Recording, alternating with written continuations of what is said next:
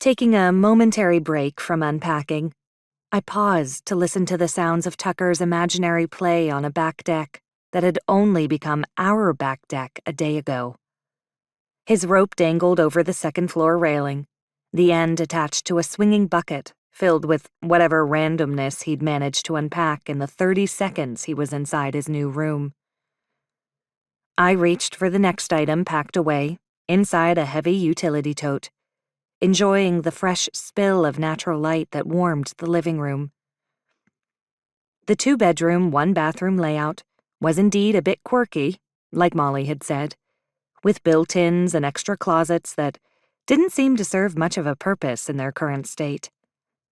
But none of that mattered, because this place, this mini sanctuary, nestled on a quiet street in the middle of farmland only 20 minutes from a bustling city, was all ours. And that made it absolutely perfect for us. Sitting back on my haunches, I rubbed at my left hip and stared out through the large picture window overlooking the south side of a mountain I hadn't yet learned the name of. To my parents and most other Alaskans, this mountain would have been deemed a hill. But even still, there was something comforting about its presence all the same. Something solid and sturdy in the wake of change. Something secure that reminded me of a psalm I'd read recently from the Bible I purchased after flying out to help Molly and Silas at the fundraiser they hosted at the bridge 8 months ago. It was that weekend when Molly had first brought up the vision for Basics First. It was also when I'd started to understand that Molly's changing career direction was more than surface deep.